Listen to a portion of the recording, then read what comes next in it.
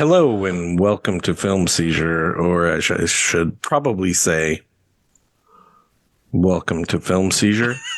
You want to try that again? I was gonna do a Jack Nicholson impression.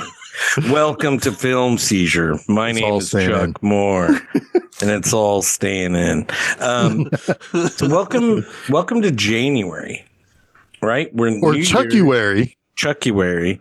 It is Chuckyary. A new year, a new month of all Chuck picks. So everyone should be really excited. Oh, I hate when I get Chuck pics on my phone, man. Yeah. It's like, you got to stop sending those. There to go, babe. There to go, babe. Say that like Jack Nicholson. There to go, babe. So back that to sounded a little bit more like Christian Slater to me. Fuck me, he nailed it. 1997. Yeah. James L. Brooks. Yeah. Jack Nicholson. Helen Hunt. In As Good As It Gets. A movie that was fucking everywhere. Like this, if I think of VHS tapes, like literally, this is the one I saw everywhere. This and Jerry Maguire. These two. Well, they're both Columbia. Yeah. They're both Columbia. So Jerry they Maguire. flooded. Absolutely, you're right. But As Good As It Gets predates that by a few years, right? No, Jerry Maguire was 96. Yeah. Oh, really? The year 99, before. Yeah. This is 97. I was 97. But yeah. Back to back. There you go. But yeah, like I think Jack I'm pretty Nicholson. sure like 90% of all VHS tapes produced in the world are those two movies. I offered up a copy of Jerry Maguire to Satan in Bloomington for Everything Is Terrible. Is terrible, yeah. Yeah. That was, I remember Jerry's. Yep. I was there when you brought that down there, right? Yeah. Yep. That was a fun show, by the way. Yeah, it was. Terrible. But As Good As It Gets, like, this movie had like a major like swell when it came out, right? Well, it's like, James L. Brooks. It's the James L. Brooks effect, especially with Jack Nicholson. We'll talk about that a bit. Again, it was literally everywhere. And the trailer was like perfect, right? Like it made me want to see this movie. And this is not like a rom-com. No, thank you. Most of the time, right? But it's Jack as an OCD. Fuck, I didn't even introduce you guys. They know who we are. Hey, I'm Jason. I'm Jeff. Yeah. Fuck you guys. Back to the flick. But yeah, like This is not as good as it gets, Chuck. no, it's not as good as it gets. But I think me not being good at opening the movies is fun. I hope it's fun for some people. I hope so. But it's like, this is not a typical rom-com, right? No. Like we have an OCD dude played by one of the greatest actors of all time at the time, right? Helen Hunt, who's at the very, very top of her game, and Greg Kinnear, maybe, who's kind of made. He's transitioning out of Talk Soup. Yeah, it was the fucking Talk Soup guy. Yeah, he is so fucking tremendous. He really is greatness. This movie, it's amazing. He's got a good Jack Nicholson impersonation too. Oh my god, that maybe my favorite joke, air quotes, in the movie was when he made fun of him. Yep. I mean, Helen Hunt is a long way from Trancers 2 and 3 at this point. Oh boy, yeah, yeah. Crikey. But Mad About You, she was famous for that. She was quite popular at this time when this came out. Yeah, and Twister was the year before. That was huge. Yeah, she was pretty big. Yeah, I mean, so she was pretty big star. moving from TV to movie, basically. Pretty big star. Yep. Yeah. But again, this was a movie that I'm pretty sure I was like, we need to rent this because I have to see it. Like Jeff, I was a big fan of Jack from Cuckoo's Nest, and I hadn't seen Five Easy Pieces until you guys had me watch that awesome movie, by the way. But Jack is like, he's Jack, right? Like, you have to see this film. So I watched it. I loved it. I'm marveling. I was also a big fan of All in the Family, right? And this movie like hit those, like the trailer hit those, like we have a bigoted asshole who is probably going to grow a heart or have comedy around him. And he's certainly going to be the target of he's the Grinch. Yeah, and he's not gonna be the one who you can laugh at some of the stuff he says, but at the end of the day, he's the butt of the joke. Yes. Through most of this. And I wondered about this going into it, because I remember some of the things he said, like, is he the butt of the joke? Do they really demonize him? And in ways they don't. Which is interesting. We'll talk about that. Like I had a little bit of squabbles with like. Did you watch this with any of your kids? Just curious. No, I wanted to, but one of them fell asleep and the other one has school in the morning. So I don't think this would play that well. I would be curious. I would be curious too. Now I would say I was 18 when this movie came out. And I saw it in the theater, and I remember liking it. Well, this is from a different time, though, too, right? It is from a different time, yes. But now, I will say that one of my first notes here was this is what I like to call because this was something common, particularly kind of in these types of movies, in these kind of trying to kind of put these kind of mismatched people together in like a comedy or a rom-com or something. But I always call it the most of the world is miserable ploitation, where it's like, these are miserable characters. None of them are happy to start. Right. And they find some level of acceptance. One of them is kind of happy. Like I would say Greg Kinnear's character. I don't think he is actually kind of happy. I think he's miserable from start to finish. He gets worse. He's the one who goes lowest.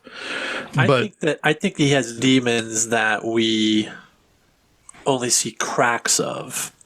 We learn more about him. Yeah. But as things unfold, yes, I agree with Jeff. He's not really happy until the end. Yeah. Yeah. Or at least at the very least they all come to some terms with what they have to deal with. I really like the sentiment of three people struggling, finding what they need in each other, and overcoming. Right? I like stories like that. Especially when they are like the mismatched type characters. I tell you what I don't like about this movie is the romantic element. I think it's forced, and I don't like it. I think it's only forced on one half, and I kind of get why. So we like, as the movie unfolds, I think we should talk about that aspect, because it's not like, I don't even know if it's a movie that my wife, as I've said a million times on the show, she didn't watch it with me either, but she's always like, it's been a week. Right? Like, it's been a week. How are you in love now? There are elements to both of these characters. That doesn't even bother me. That doesn't even bother me. But there are elements. That's like Hollywood, romanticism. Right. That's not what bothers me. But there are elements to these characters that make me think they would gravitate towards one another, as bad as it feels. But yes, I'm with you 100%. And I was actually really curious how you would take this film, because it's a lot. And there's a lot of badness. I was like up and down the whole time watching it. Like I'm not going to lie and say I was like completely into it. Ultimately, I did like it.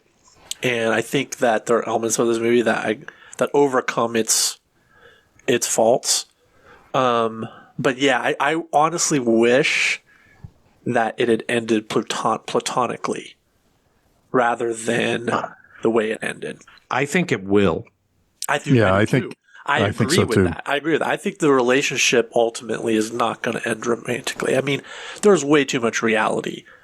Like the one character. I'm not prepared for this much reality. I'm not prepared for this much reality on a Friday night. And that's going to be Melvin's reality. He's going to come to terms with that as well. And so is she. But it just feels a little too perfectly sentimental at the end for me. We're not there yet, but I have a take on that I will share later. But I do not disagree with you. But I also, I like the idea of Melvin getting better, right? And growing as a person. However, he still has some like really deep-seated issues. Well, yeah, I mean, like, if you can, if your biggest problem with it, and we should talk about this later, but if your biggest problem with this like medication isn't going to solve your bigotry. Yeah, exactly. If your biggest problem with this man is his OCD and walking off the sidewalk and not the fact that he hates Jewish people, then there's a problem. Right. Well, yeah. Right. I totally agree with that. I agree with that too. I will say that I think I don't think this movie wanted to try to say, isn't this a nice, neat little bow at the end of it? I think it's saying this is a nice place to stop the story. Yeah, fair. That's fair. I do feel that way too. Yeah. Because also, we're going on like it's our, it's minute 132. Yeah. Tick tick. We gotta wrap this up. He's literally 5 minutes, not even movie time, but 5 minutes in real time away from insulting her again. Right? It's the graduate. It's the graduate exactly. ending. It's the graduate ending without that moment. Yeah. Right. In a way. Right. And but like I am kind of because like. But I guess we shouldn't have started at the end. But yeah. I apologize. That's kind of my fault. But let's go. No, I will say, I will say it's like, this was the first time I watched this movie in probably 20 plus years. I always had fond memories of this movie. And I also always knew Melvin was not a good guy, but that there was something just under the surface that was interesting about him, right? And that you could almost kind of like about him. And like I said, this is a movie from, this is 27 years old now, and it's like, it is from a completely different world of these types of people. And, but there is the what I think I always kind of land on that makes this such a quote unquote nice movie is the fact that it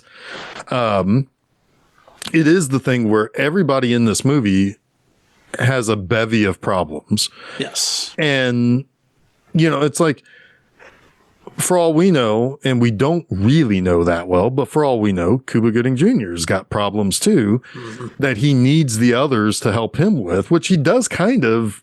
I mean, like, he needs to help Greg Kinnear, but then, he can't do it himself. So he's got to have somebody else do it for him.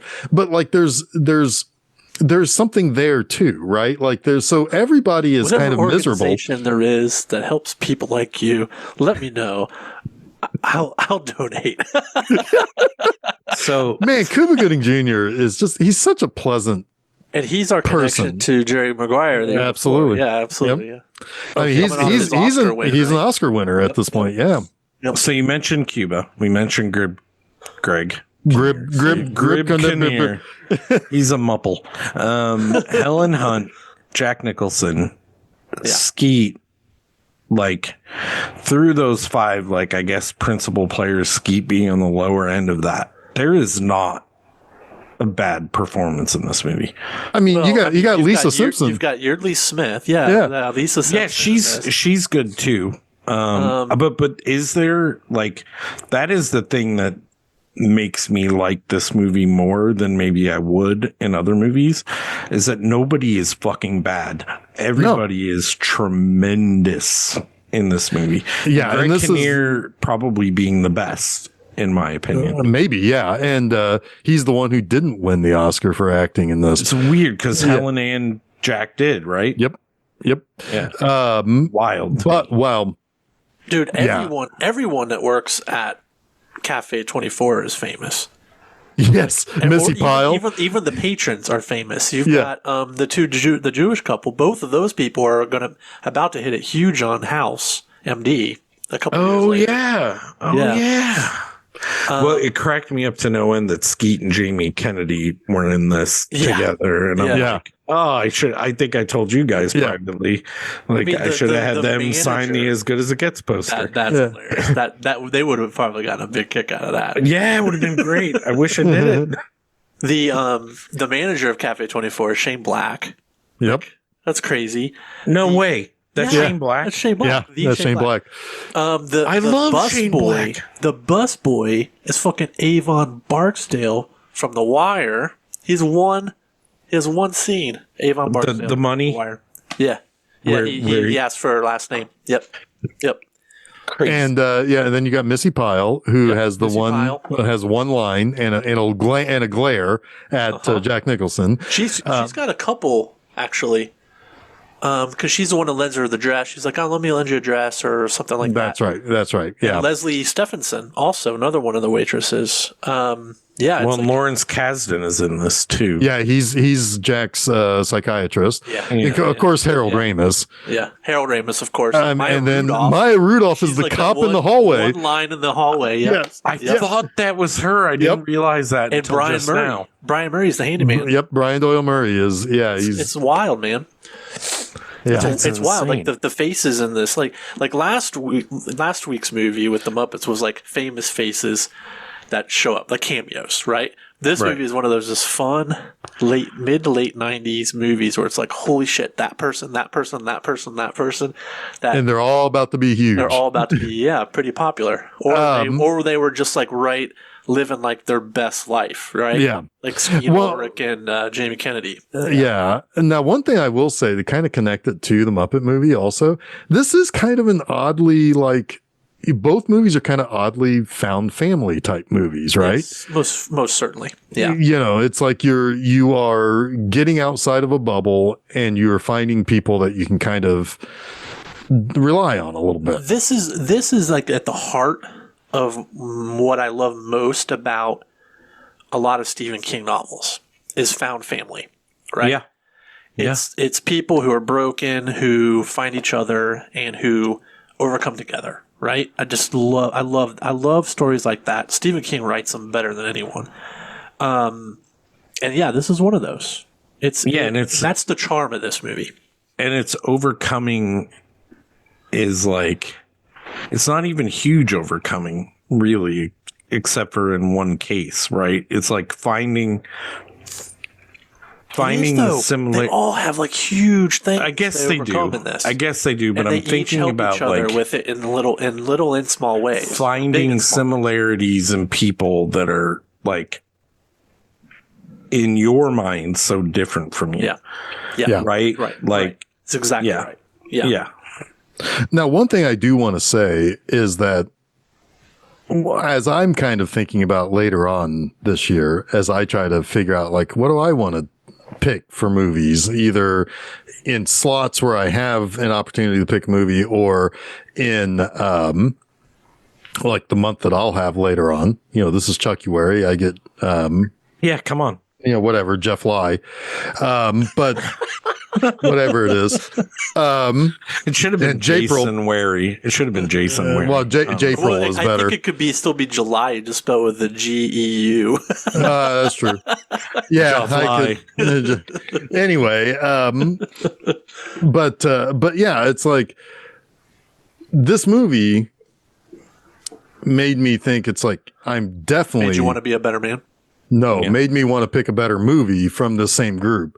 Terms of Endearment will show up at some point this year because you know what? I've never seen it. It is. I mean, it's. I know it's James L. Brooks. I thought you were going to say About Schmidt, but never. Well, you could have picked About Schmidt. That starts with an A too. Yeah, but About Schmidt is like the other movie they made with the same cast of A Fish Called Wanda, almost like what? Like a rehash of the product. What? No, you're thinking of different movies. Yeah. No, About Schmidt is the About Jack Schmidt Nicholson. Is Jack Nicholson and Kathy Bates. Kathy Bates. I know it is. It's not the same cast, but it's almost trying to. Never mind. I'll shut up. It feels like it's trying to hit on this same thing. These two movies. This and not A Fish Called Wanda. No, I said a fish called Wanda, and it's movie after it that had Jamie Lee Curtis and sorry if that was so you're calling it the fierce creatures of this yes as good as yes this. even though it's not the same cast. Sorry, but gotcha. It's trying to strike that same gotcha. for not being no, I gotcha. I thematic sequel. Okay, even though Fierce Creatures is an actual sequel, but yeah. I mean the thing is with I fucked that up. I need an episode to talk back my fuck ups. It's all good. But I mean, like, terms of endearment, it's like there's a lot of the same kind of concept, people struggling with something, where this one takes a little bit more of a funny, it's a lighthearted in a way, but terms of endearment is deeper, darker problems that do have some lighthearted stuff, but ends in a completely different tone. Or at least as far as like, it's similar in some ways, but whatever. Terms of Endearment is not a romantic comedy. Like, not really. I mean, no, it's a family drama. Yeah. With it's some comedy. I don't even know what it's about. I've never seen it. It's good. It's very good. It's and you've heard the score, even if you don't know if you've heard the score before. I'm not doing that. No, that's Sentinel's Fire. It's the same. It's the same as Fraggle Rock theme. Anyway, so but written by Hans Zimmer. Yeah. Anyway, go on. Let's get back to As Good as It Gets. Moving right along. As good as it gets. Okay, so we have an OCD, bigoted douchebag writer played by Jack Nicholson. We have, I think it's okay right now to say queer neighbor, played by Greg Kinnear, who is a painter, and Helen Hunt, who basically we find out a lot of this, like, right rolling out into the movie. She has a very sick kid who has greatly impacted her life because her whole life centers around him. So I wouldn't call Greg Kinnear sick, but Jack Nicholson is sick, right? In a manner. Yeah, because not only is he OCD, but he's also a recluse. He's also a germaphobe. These are all things that are like kind of branching off of his OCD. He's like, which is funny, recluse, but it's like he has a thing where he goes to the same cafe every morning to have breakfast. But the thing is his recluseness probably contributes more to his bigotry because he doesn't interact with people except for if they're part of his routine. Yes, he has a routine. It's a very classic obsessive compulsive behavior. Yeah. Anything that comes in to disrupt his routine is very disruptive to his he lashes out state against of it. mind. Right. Yeah. Yes. So he lashes out at people who do that, like who knock on his door and disrupt his routine. Or who sit at his table. And he lashes out at them or sit at his table and he lashes out at them in bigoted ways. Yeah. I think it's debatable whether he really feels the way he feels about some of these people. Yeah, I think it's like an overreaction to lash out. I would almost explain it away as like a form of Tourette's. Possibly. Which most people, I mean, every person with Tourette's, it's a version of obsessive compulsive disorder. They go hand in hand. So if you really wanted to like forgive this character, that's a way you could do it. Yeah, and I think it's fair because like if he really was like, what's funny is that he says the least worst stuff to Cuba Gooding Jr. Right? Like the one thing he calls him colored. That's like the worst Yeah, but at the same time, like even when what color is he? Right, exactly. It's like yeah, but like whenever he's confronted about what he says, he always shrinks from it, which means which indicates that he doesn't really believe it, but he doesn't know how to fix any of this. He doesn't have the strength of his conviction. Exactly. It's a mechanism that he uses to push people away. Yep, exactly. And because if he really felt that way, he wouldn't have had lunch. He wouldn't have had that interaction with Cuba Gooding Jr. at lunch if he was really bigoted towards black people. And he certainly would not. He was also taking his medication by then, which we didn't know. Oh, that's okay.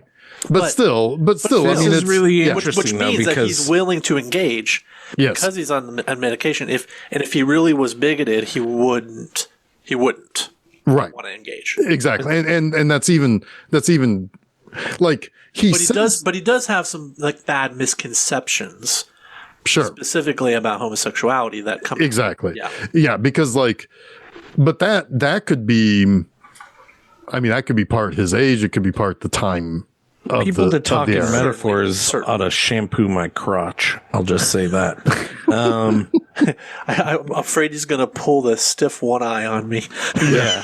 So I love Helen Hunt's reaction to that. It's like, wait, what? The stiff one eye? Yeah. What's really interesting to me though is because this is 1000% a movie in the wrong hands with the wrong actors. Yes. Jason, you would rail the fuck out. Oh yeah. Like 100%. And I'm not saying Jeff or I wouldn't, but I know like when I picked this, I was like, I don't know how Jason's gonna feel about this movie, but it's in good hands. I honestly did not. None of it really offended me at all. Well, let's go ahead and mention the other movie that was kind of talked about that Chuck mentioned, because it is like a character nuance to it that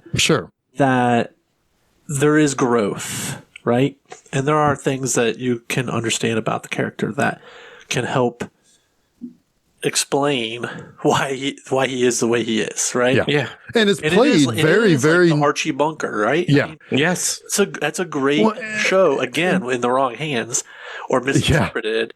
It is a problem, but that's not what that show is, right? Well, half the internet thinks that Archie Bunker is the hero of that show. The fact of the matter is this movie doesn't have a mean bone in its body. No, it really doesn't. And that's James L. Brooks, right? And the other part of it is that there are reaction shots of Jack Nicholson when he knows he's done the wrong thing. He's so good. And it's like he's either about to run away or break down crying, and you don't know which one it's going to be, and it ends up being neither, which makes it that much more tense at times. I'm actually liking this movie more we talk about it because you're right about that. You're right about that because there are those moments where he knows he said something wrong. And he doesn't know how to apologize, to backtrack. He is so incapable of being unguarded. Because these things have always given him the space that he needs. They're his defense. Right. Yeah. So whenever he doesn't get the space he needs for saying what the actual human interaction is what it paralyzes him. Which in a way is why all right. Helen Hunt is kind of like the perfect foil to him. Yeah. Because she won't back down, but she also is willing to give him grace and give him chance after chance, right? It's almost he's almost like a challenge to her. And he recognizes that as maybe the thing, even if he pushes everyone else away, this person doesn't go away. She's accepting me in a certain way. There's a compatibility. Even when he's at his worst, there's something there that keeps them together.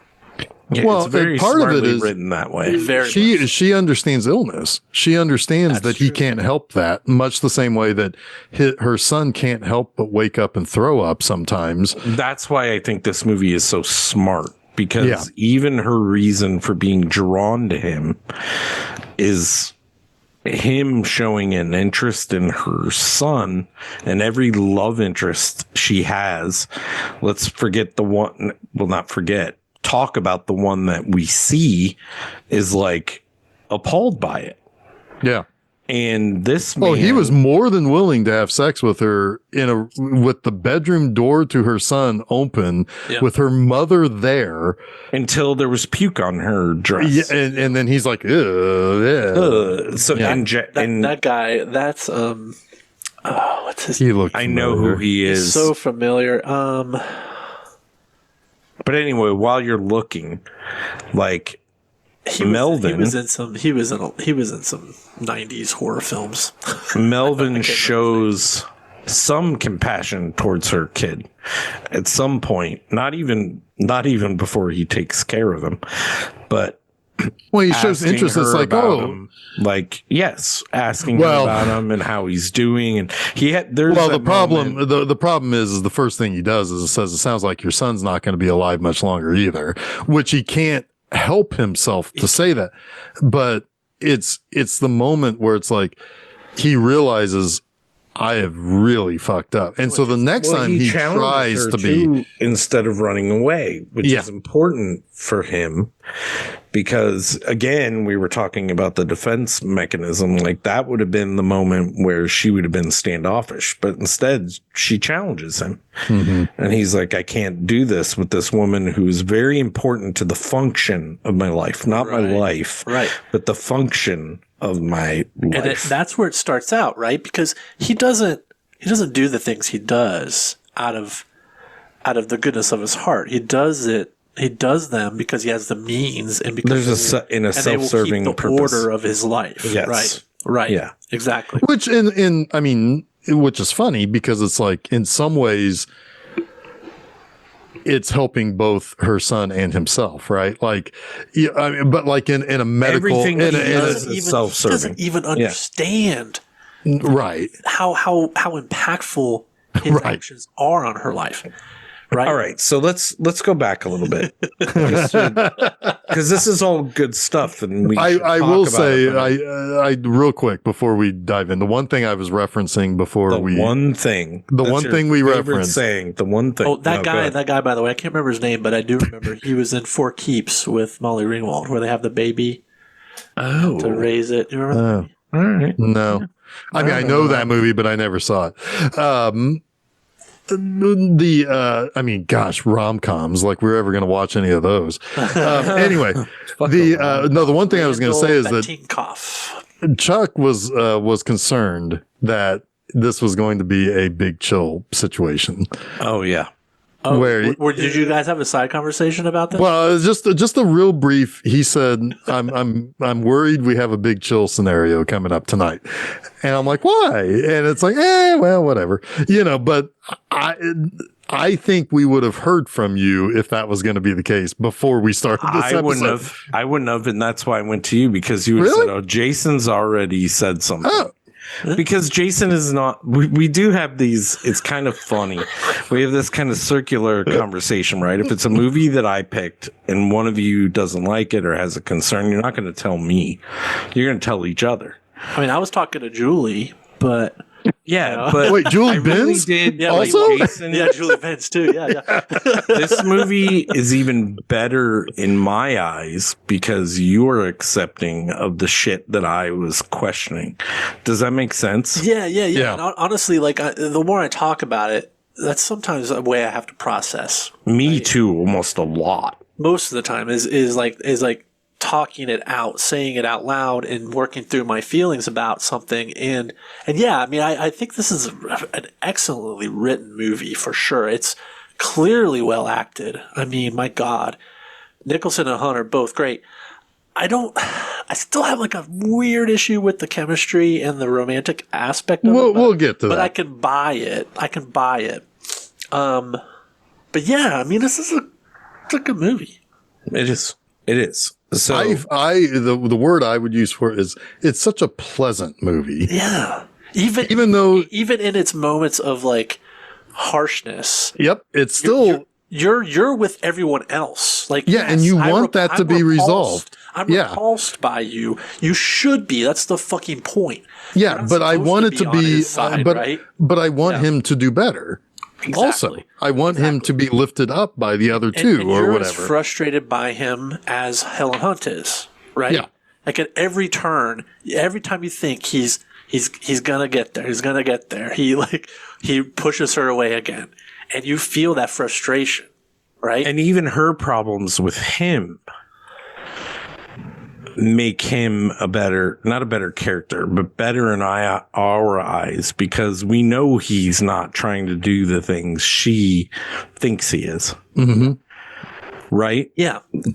Right. And yes, that's very true. And he doesn't even think about it until she mentions it. Right. And then which I think almost laughs it off in a way, which is kind of funny. Sorry, Jeff, go ahead. No, I was going to say, but that also leads to what ends up happening, because that becomes part of his routine. Exactly. Yep. So, yeah, I mean, that chemistry is almost foisted upon him. Yeah. And he has to go down that road, even though he's trying to do better and he is taking the steps to be better. It's becoming part of his routine that he feels like this is what it has to be.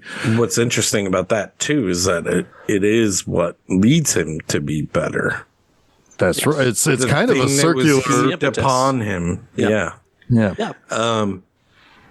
So I don't even remember if we talked about how this movie starts. Well, we set up the characters. So, I mean, basically, we meet Melvin as Melvin Udall. That's a weird name. Udall. But he is that like a never nude? The opposite is nude all, not never. No, it's not Noodle. It's you. It's Udall. Udall. Okay. Udall got it wrong. Anyway. Anyway, so we meet him. We don't realize that he's a writer yet, but that's what he is. He's a writer. He's written like 60 some books. And he's actually like the publishing house's like number one guy, to use the line. Number one guy. Batman always comes back when Jack Nicholson's 52 here. books? Is that what he's working on, number 52 or 62? 62. Damn. And he is, we meet him. We think he's taking a dog out for a walk. Yeah. But no, he's trying to get a dog out of the hallway because it always gets out into the hallway and pisses everywhere. Yeah. And so he finally gets frustrated with it and he tosses it into the garbage chute. I mean, yeah, it's kind of like if you want to really turn the audience against a character, you abuse an animal. Yeah, you throw the dog down the garbage chute. Throw the dog down the garbage chute. It's like, holy hell. Like Jack Nicholson just threw a dog down the garbage chute. How do we come back from this? Right. And then, but at the same time, though, it is a funny scene, though. Sure. Like him yelling at the dog and like, and like trying to like catch up to the dog or whatever. But anyway, and then when he picks up the dog, it's pissing. Exactly. That's exactly what I was saying. It's like you think he's taking him out for a walk, but like, and then when he picks up the dog, it's like it's pissing out anyway. But we find out that it's his neighbor, which is Grey Kinnear. Simon. Yeah. And he's got, he's got a party going on where he's like, I don't think his manager is Lisa Simpson, or his handler or whatever. But like the guy who's going to show his art, who's kind of like his patron, is Cuba Gooding Jr. That's fair. Yeah, good enough. He is, He's as good as it gets. He's his art dealer. That's who he is. Okay. He's his art dealer. He's the one who does the gallery shows, who lines up the sales, all that. Yeah. And they're having a party to kind of launch this next showing. Yeah. Then that's when we meet Helen Hunt later, because Melvin's going to go and have his lunch. He's very this is very Rain Man-esque in his That's routine. Funny. I thought about this a lot during this movie, so I'm glad you're mentioning that. Well, yeah, because at one point when they discover the dog and Brian Doyle Murray brings the dog up from the basement, it's like, it looks like one of your neighbors, wink, wink, threw him down the garbage chute. Yep. And then Cuba Gooding Jr. goes over to his house to rough him up a little bit. And it's like to put a little scare into him, And he grabs him and he starts yelling almost like Rain Man would. It's like it's a terrified yelling. And he like like I buy, Help, yeah, it's like he's freaking out. Yeah. So anyway, so he then goes and he meets, Helen Hunt and he's frustrated because, there are people in his seat. He's nervous and you can tell that he's, but at the same time, you can also tell that there's history there because the guy who runs the place is like, I don't care if you know how to deal with it. He can't be doing this shit. And he's not even done anything yet. Well, no, he said people that talk in metaphors ought to shampoo my crotch. I mean, he is kind of like accosting the people that are sitting there. Even before that, though, he's going back into the waitress station. He's drawing a lot of attention. Yeah. To himself. So it's like he is a disruption at the very least. So it's not like he hasn't done anything. Right. He's doing his thing. He's doing his thing, but he hasn't done the most egregious thing, which is he goes up to the Jewish couple and starts belittling them. And they leave in very stereotypical anti-Semitic ways. And they end up leaving. All that shit. Yes. Big nose, long nose, whatever. Yeah.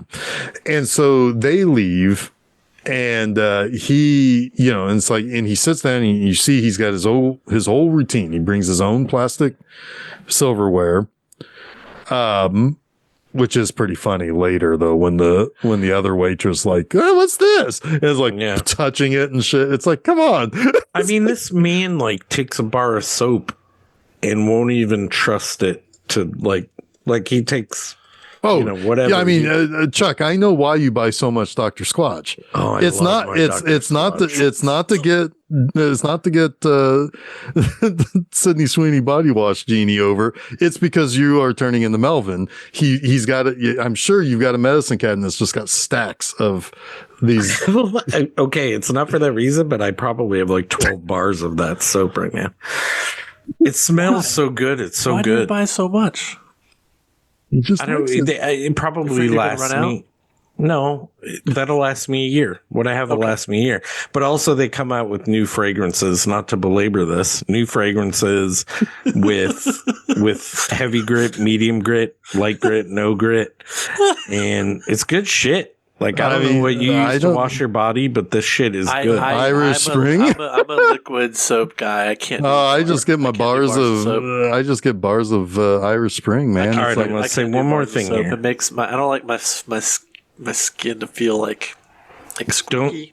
Don't use that bullshit soap. Get some Dr. Squatch. I'm serious. It's gotten rid of all of the weird shit my skin does. All of it. Oh, sounds like really good. You were turning into a Sasquatch in it. Yeah, it was. But you get your blackheads, your pimples, your weird dry skin and stuff. This stuff works. Well, I can't talk too much. It's like this episode brought to you by Dr. Squatch. They should really be us. We should have been talking about people who are going to listen to this episode. Yeah, we should have been talking about Elf because I just got a bar of Ninny Scrubbins. Anyway, go ahead. Continue. Well, I can't talk too much. I hate going to the grocery store, so I buy as many 2 liters of drink as I can. I fucking hate it. I hate going to the store to reload. So anyway, all of your Big K Cola. Yes. And when they're out of one, I get Diet Coke. Anyway, I prefer Diet Pepsi, but they don't send that. Anyway, I'm going to go over there and cause a problem. Anyway. We're a bunch of Melvins. Yeah, we are. Oh boy, we're a bunch of Melvins. I mean, speak for yourself, man. I don't know what the hell. Jason has a Melvin. He is. There's a Melvinness to Jason. Have you seen his music setup? Anyway, man, so I'm actually surprised that Melvin had all his records on the floor. Like, Jesus Christ, that was surprising. What are you doing, man?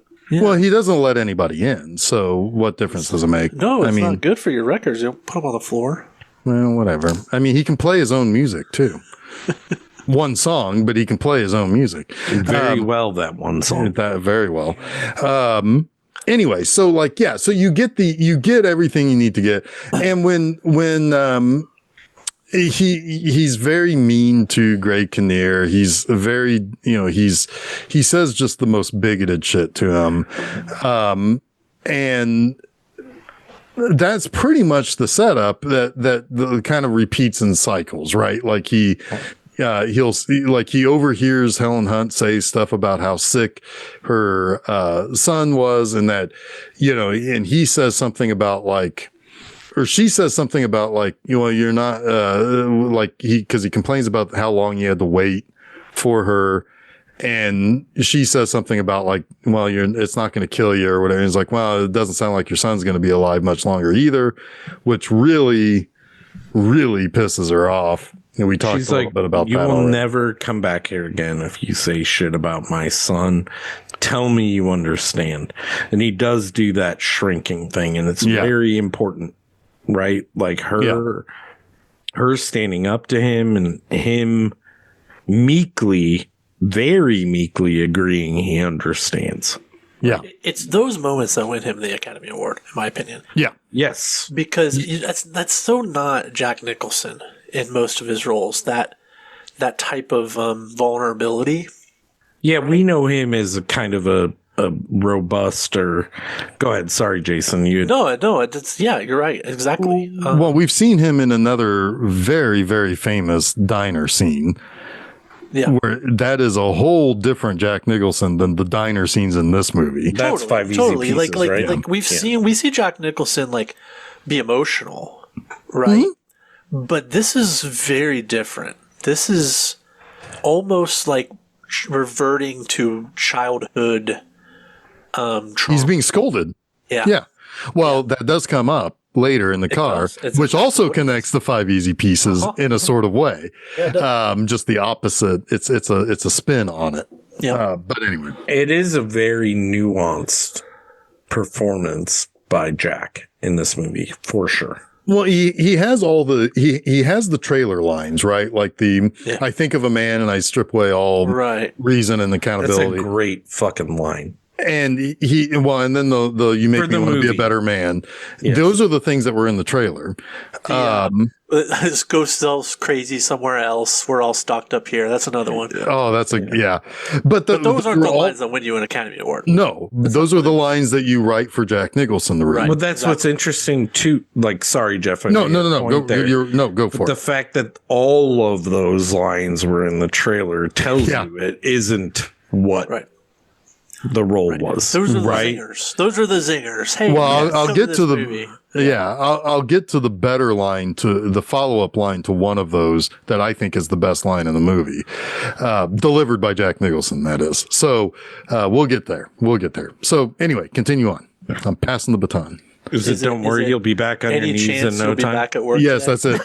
That's it too. Both of those. No.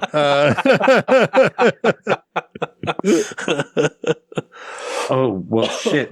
I kind of don't even know where the fuck. So really, where we are at now is like we now transition to Greg Kinnear and how he does his art. Yes. So Greg Kinnear is a painter. He hires models to kind of sit and get. How do you say this? Just sit around, be natural. Yeah, sit around, be natural. When I see what I like, I'll tell you to stop. Which is hard to do. Like, what am I supposed to do? Be natural. Like, well, it's like if you look at someone and say, be yourself. The guy who is hiring the models for him is getting 20-year-old druggies from the street. Yeah. Possibly gigolos. Like streetwalkers, homeless, who knows? Not professional models who may know how to do what he needs. And it's certainly when he hires Skeet Ulrich, it is implied that Skeet is willing to do more than just model. Oh yeah. It ain't implied. Like he wants to get down like right away. Oh yeah, he walks in, he immediately is taking off his pants. He's like, it's not a nude job. This is not the kind of job we're doing. But it's what's kind of fun is I kind of consider it long form photography. He's looking, he's watching, like his eyes are the lens, right? And he's waiting for that one moment that he can stop and then draw out the Yeah, photograph, I mean, basically. Well, it's also kind of messed up because I feel like he has a lawsuit he could file against the guy who's procuring these people for him, because he's like, oh, did so and so put you through the process? Vet you. I bet he's like making you answer a bunch of questions and submitting a long form resume and all this stuff. Like, he thinks that by the time this person comes to him, he's a professional. Yes, he's a professional, and it's really sad. Like, he's being taken advantage of. Yes, yeah. He's giving $1,000 to procure a model, and these people are getting one for 50. Right. Or whatever. Right. Like, whatever. He's picking a dangerous person off the street and giving him maybe $50. Yeah. Which we mentioned, I think I mentioned earlier, it's Skeet Ulrich and Jamie Kennedy, which it still cracks me up right now. Yeah, I don't know who that other guy was. But these guys are druggies, right? We don't know what drug they do, but they are going to set them up, right? Like, and there's a couple days apartment. Yeah, he's a mark. Yeah. Yeah, there's a couple days where Skeet is going there, finally hits the pose, starts to get painted, and when the painting's almost done, he sets it up where he can get the dog, who's cute as a button. I can't remember that dog's name. What was that dog's name? Oh, Verdell or something like that. Verdell, who Jack joked, I thought it was the colored man who was walking around, which is a really fucking funny joke. It's a funny joke, yeah. But yeah, so basically Skeet's like, I'm going to position you this way, so behind you, my people can come in and steal all your shit. Mm-hmm. And while they're stealing all his shit, Verdell needs to take a piss, and Simon is like, oh, I got to let the dog out. And Skeet has kind of gotten soft a little bit, right? Like, he's like, he doesn't want... Yeah, he sees the painting. Go ahead. He's gotten to know him over the last 2 weeks, but he sees the painting. I think that's what really does it. Yeah. He gets a little bit of that Stendhal syndrome in a way. He's like, wow, somebody sees me this way, right? And probably no one has ever seen him that way. And he immediately feels guilt, but it's too late. Yeah. Yeah, and so Simon just gets beat up by the third guy that we don't know. The not James Kennedy, who I'm almost positive dressed himself to every movie he was in the 90s. Because you look at him in Scream, As Good as It Gets, and Romeo and Juliet, is like the same fucking outfits. I'm pretty sure he found James Gunn in Simon's apartment. Because he discovered James Gunn, right? Yes, he did. The one thing about James Gunn that lived in his backyard, or was it Jamie Kennedy that lived in James Gunn's backyard? No, James Gunn lived. James Gunn lived in his backyard. Jeff has it. Yeah. Jamie Kennedy and Sean Gunn were friends. Yeah. There you go. That's another one. It still just cracks me up. Famous roommates. Yeah. The one thing about the scene that's kind of a gut punch is when Greg Kinnear asks, "Why are you doing this?" Yeah, like he's hurt, but like he's not hurt physically yet, but he gets hurt physically. He's so fucking like. I was shocked because I remember when I first watched this movie, and like you had mentioned earlier, which I have forgotten now, is that he was a fucking talk soup dude. Like I really forgot that. Was it Jim? It was Henson. Was it Henson that took John Henson, and then it was him, I think. Or was it the No. It was Kinnear, and then it was John Henson. Yeah. Yes. Yeah. I think when did Hal Sparks, was he in between? He was in between. I think he was in between Kinnear and McHale, I think. No. Well, everybody was in between the two of them. I think it was in between Henson and Okay. That's what Kinnear I meant. That is actually what I meant. Yeah. But which is funny because Hal Sparks was on, what was the show that he was on where he played a gay guy in the Showtime show? But there was also the woman. Who was that? No, that was Aisha. Aisha Taylor was later. That was after Joel McHale. No. Yeah. Really? Yeah. Mm-hmm. Yeah. Yep, as Aisha I Taylor was remember it last. anyway. Yeah. But you're right. It was Kinnear, Henson, McHale, and I don't know if anyone Sparks, was... McHale. House Sparks. Yes. Thank you. Anyway, I remember watching this and being like, I can't believe this is the same I remember man. I thought the same thing. Yeah. Like, he is so astounding. Like, his emotive... Like, there's so much good emotive acting in this that, it, you know, like, just the facial expression and, like, when he delivers that line, Jeff, it isn't even the line that gets me. It's the way his face and his eyes kind of sink that I'm just like, holy shit, that is... How is this dude, like, hosting a talk soup? Right, I mean, and it's crazy, too. I mean, the best supporting actor this year was really competitive.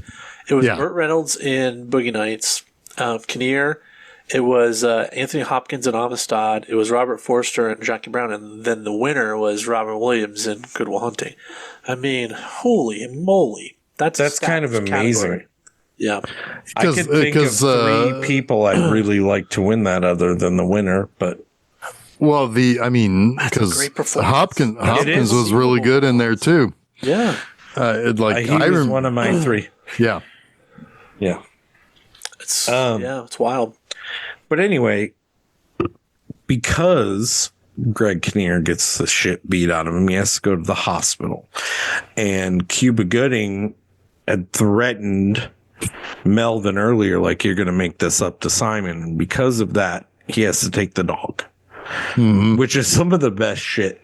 Oh, my God. In the movie. That dog. I mean, I remember when this movie really came out. Together. Yes, he does. I remember when this movie came out, I thought, okay, last year, the same studio had a movie where a kid stole scenes from Tom Cruise. Yeah. Lipnicki? Yeah, and now we've got a movie where a dog from the same studio, a dog is stealing scenes from Jack Nicholson. Yeah. That's crazy. It's pretty symbiotic in this relationship. They also play off. Yeah, perfect word. Yeah. Perfect word. They play off each other perfectly. Oh, when the dog learns not to step on cracks. Oh, that's great. That's so great. But what's great my about favorite moment with the dog is with the bacon. He's like, I got a secret for you. Oh, yeah. It's not that he loves me more. I've got a trick. I keep bacon in my pocket. And it still isn't what it is. And his whole, like, we'll both call him and see who he goes to. And he's like doing the thing with his tongue in his mouth. Like, when he does the blowjob thing, like you would call it a blowjob thing, but it's so funny because he knows it's not actually the thing, but he's hoping. But that like, it's important and maybe incongruent with this character a little bit, that when the dog does step on the cracks, he's like, don't be like me. Yeah. It's almost a little too self-aware. For sure. Yeah. For me in that scene, but it's also like the impetus, right? Of there is possible change in there. Like, I know there is something wrong with me. Yeah. It's possible that he's always known something's wrong. I mean, cause like most people don't. That's fair. Though. He does. That's why he that's what I'm saying. He does. Yeah. He goes to a psychiatrist. He goes to... Somebody sent him there, though. Like, he goes on his own accord. He just shows up when he wants. He has no boundary. He hasn't learned boundary. Well, that's insane. He's like, if you knew what you know what you said I have. You know I have no choice to be here. Right. Yeah, exactly. It's funny. But he's That's also, funny. you learn later that he's been given a potential remedy. You don't know that then.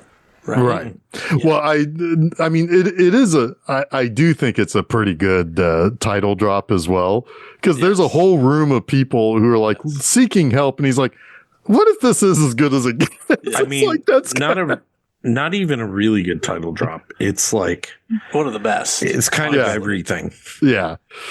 Yeah, because it's kind of everything. You're walking out of your psychiatrist's office and you're saying, what if this is as good as it gets? Like, what if I cannot get any better than this? It's everything. Well, it is the midpoint too. It's counterintuitive to what you imagine it to mean, right? Yes. Right. Like, but Jason, it also ends up having a dual meaning, right? Yeah. It's very, very, very smart. Yeah. This brought me back to a conversation you and I had where I talked about how I disliked the overuse of medicine for treating shit.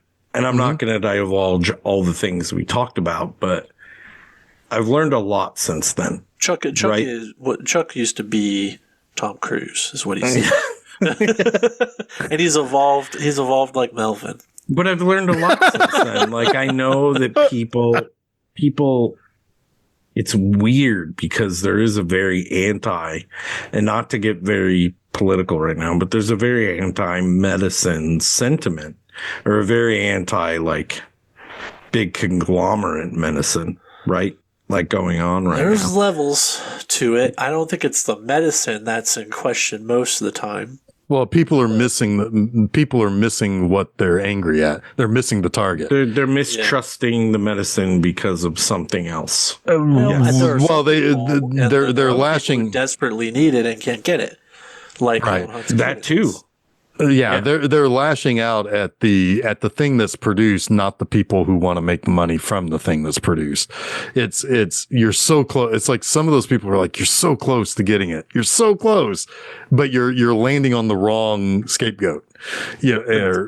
In some respects, maybe change comes from that. That's good, but I don't want to get in too much into that. Maybe, but at the same time that Simon is getting beating up, there's something going on with Carol that I can't remember. So her son is sick. We've talked about that. Her son is very sick. She had her boyfriend over.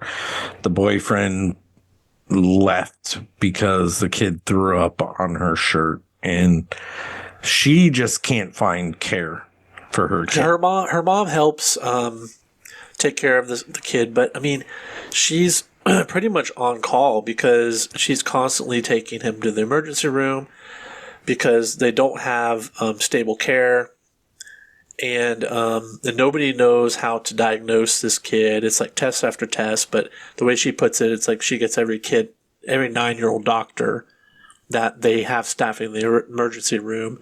Yeah, and she's starting from ground zero every time she has to take him into the emergency. Which is like something she knows, like everything that's been tried, and she's getting stonewalled because every kid doctor thinks they know what's best, but she's not getting any actual specialist care because she can't afford it. Well, she can't make it to work one day because of this, and it has sent Melvin's whole routine into disarray. Yes, because he gets... And he asks where she is, and they tell him. And he throws a whole fit, and he gets banned from the cafe for life, and on his way out, he pays Avon Barksdale for her last name, and he gets it, and he goes to her apartment. And this is where it gets, like, creepy. And I love that the movie doesn't really shy away from that. Like, she is like, this is psychotic behavior. Why are you at my home? Yeah, it acknowledges the weirdness of it. Yeah. And he explains, well, you've ruined my day. It's like, oh, I ruined your day. My kid was in the hospital all night in emergency. I've ruined your day, right? And he's like, well, I'm trying to be unemotional about this. And it's like, you're just showing up to my house because I was there to serve you eggs this morning. Like, what is wrong with you? Well, I think what also happens is when she answers the door, he's like, I'm hungry. Yeah. But why are you here? And he says, I'm hungry. He also says, that's hilarious. But he also says something important. He's like, you made it personal, not me.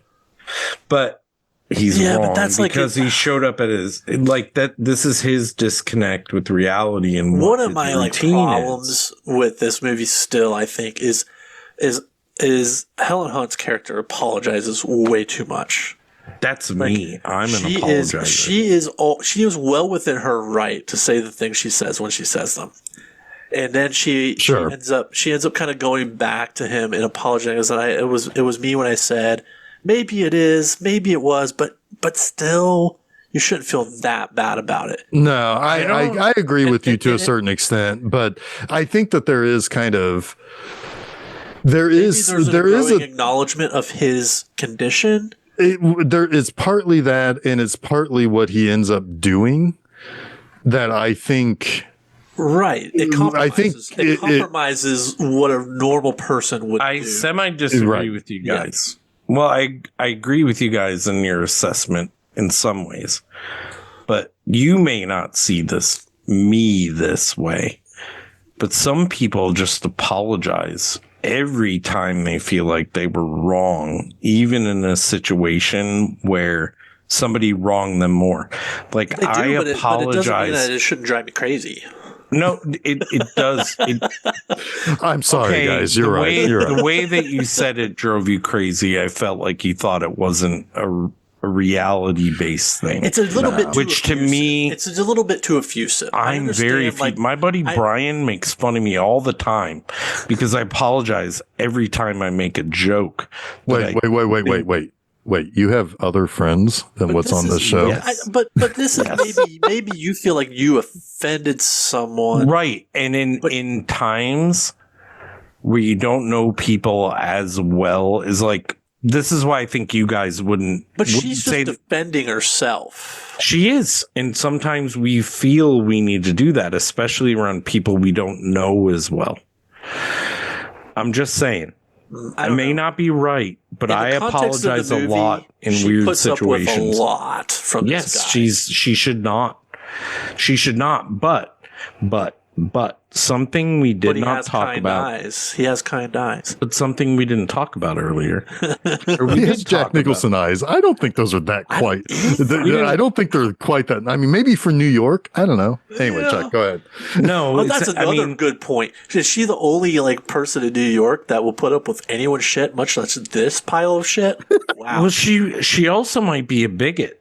Like, she never says she's not. She never calls them out on well, there you go. Maybe they agree on some of these things. There is part of her that we don't know that might agree with them. I'm half joking. But there is a part like a 98% joke, but we should apologize for that, Chuck. Yeah, I'm sorry.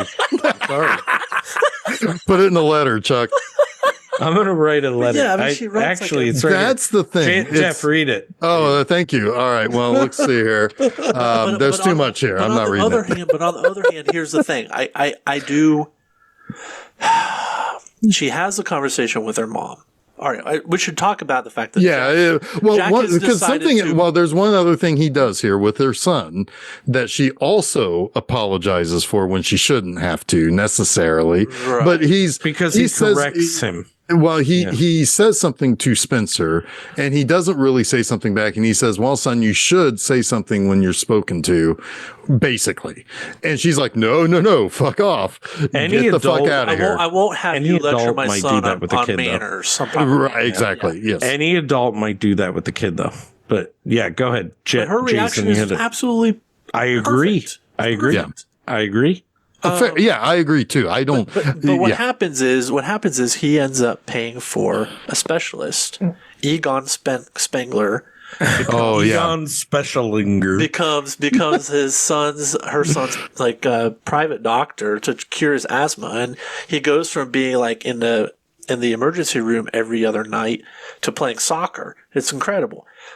Well, it is also all of their lives. Yes, Harold Ramis is the husband of Jack's his publisher, and he immediately goes to the publisher to say, "Can you do this?" And she's like, "I don't know." And then some lines, but he's like, "I made you a lot of money, haven't I?" Yeah, and she's like, "Okay, well, I'll see. I'll try." And then she tries to talk about her personal life. He's like, "I don't fucking care." I know, he's so like. And then that's when he insults Julie Benz, right? Because she's like, I always see you buzzing in and out of here, and he's like, he's just not having. How do you write women so well? Yeah. Take away all reason and accountability. Yeah, right. But let's get to the crux of this relationship now. It is built on a pro quo, or at least the perception of one and a fear of one, right? And it's fair to fear it. Yeah, absolutely it is. And she does. And she thinks it's about, sex, which he hadn't even thought about until she confronted him on it.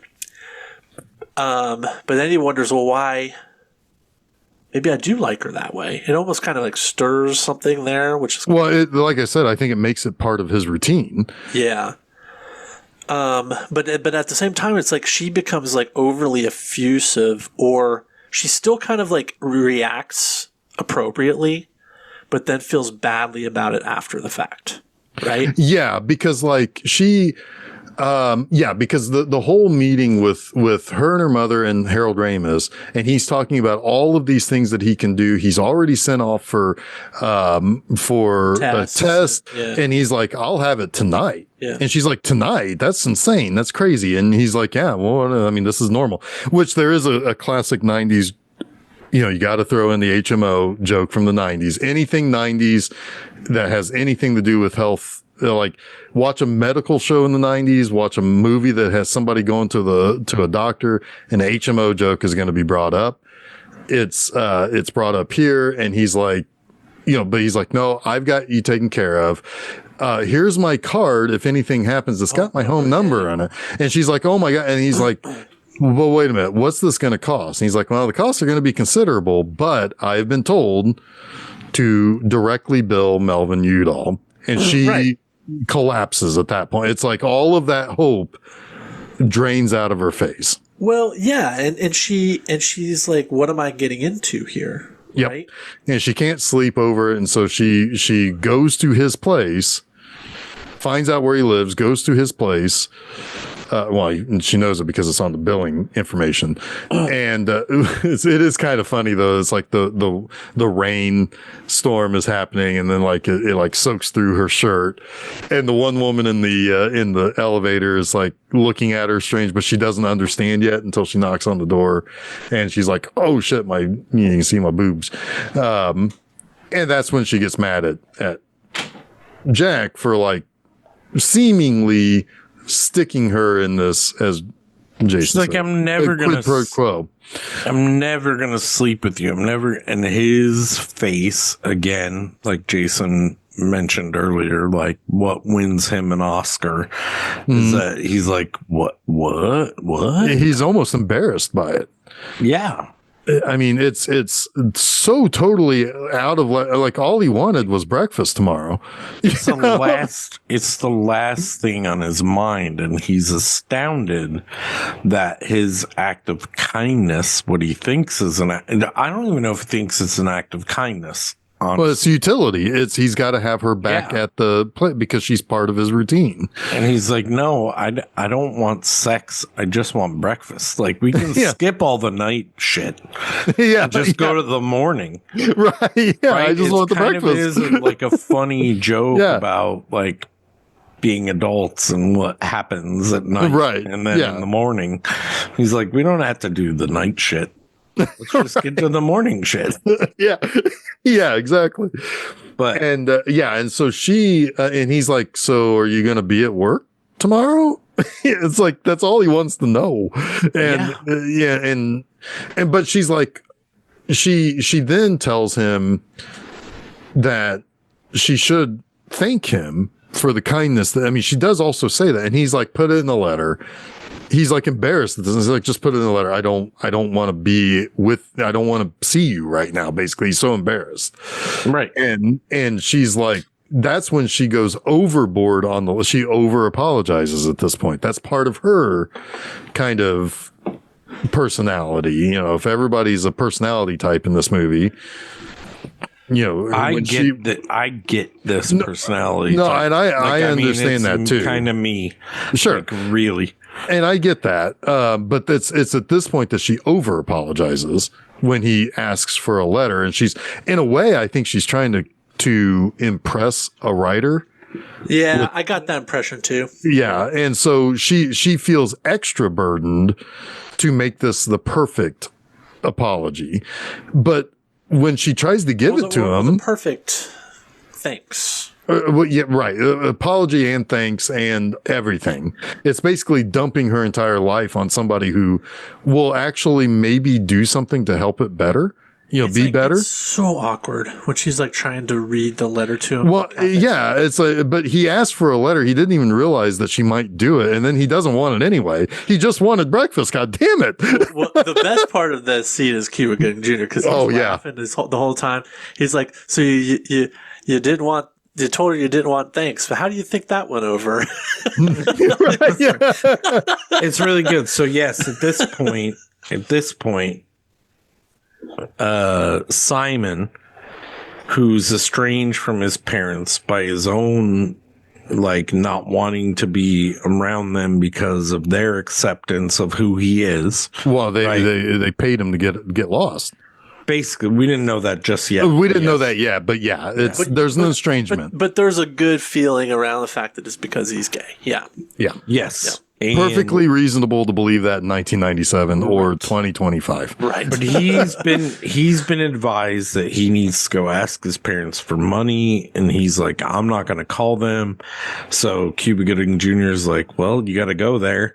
So he tries to talk Melvin into doing it. Melvin's like, no, but he has other obligations. He can't go. But Carol overhears the conversation. She's like, if somebody offered me a convertible, I'd go to Massachusetts. Yeah, I wish I had your Baltimore. problems. Baltimore. I Yes, wish I had your problems. Yeah. Yeah. Yeah.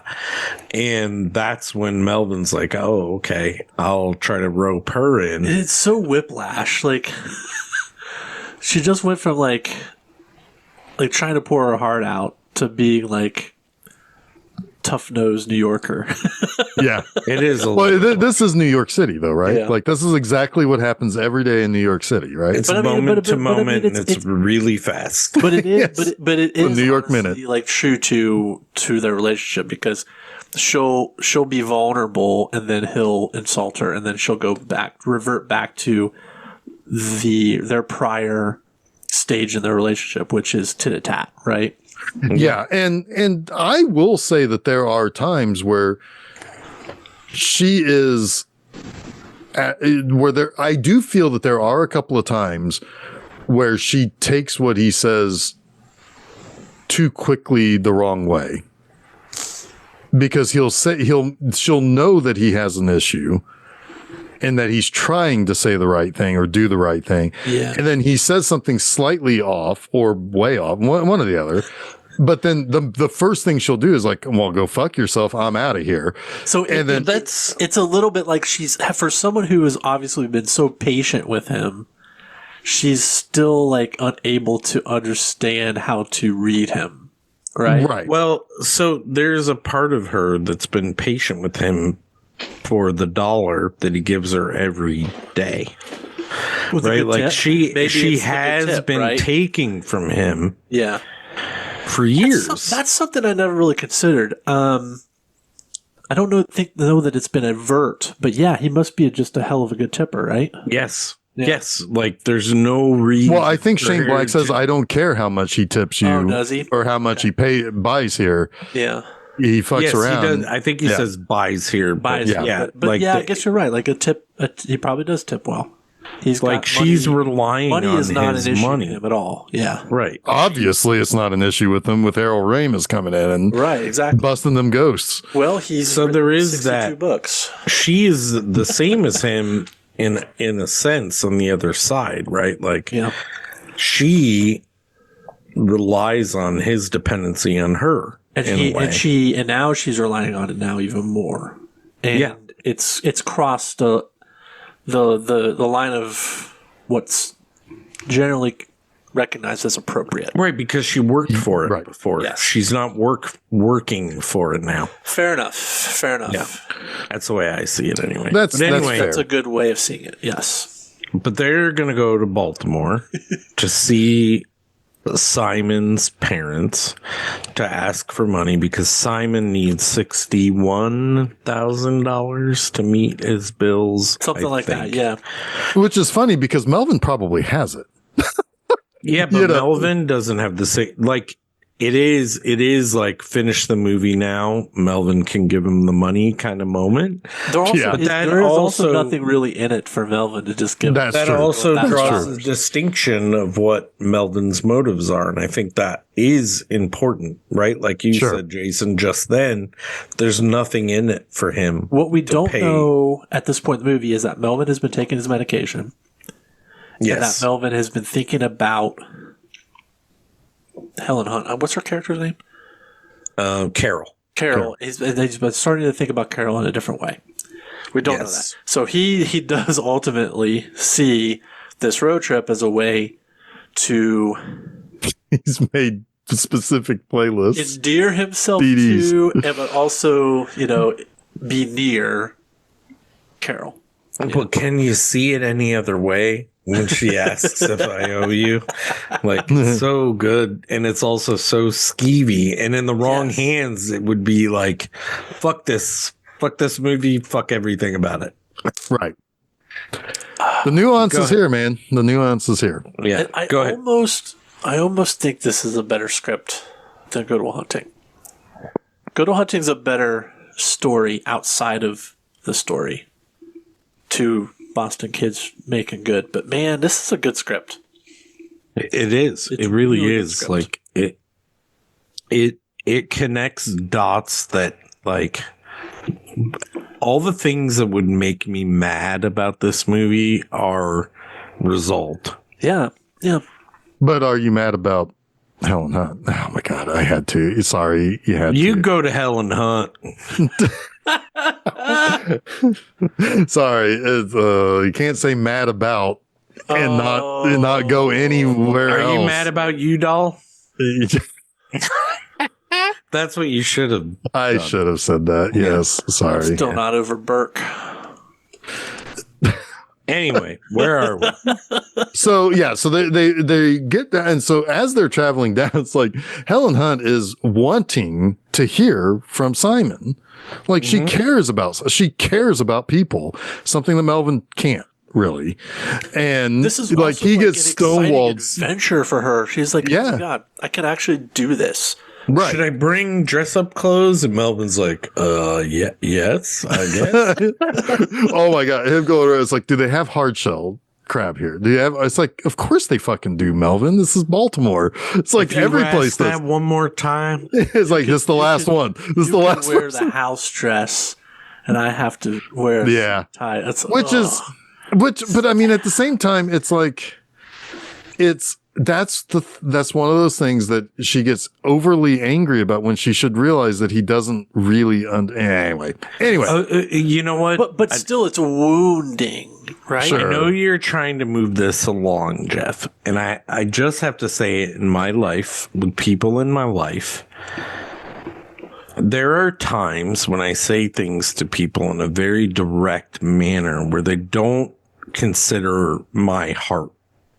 That's fair. Right? That's fair. Like where I guess I am too much inside from, the confines of this movie. Yeah. Yeah. Where I'm coming from is always in a good place to these people. I'm not going to name them, but sometimes they don't take it that way because they take it at face.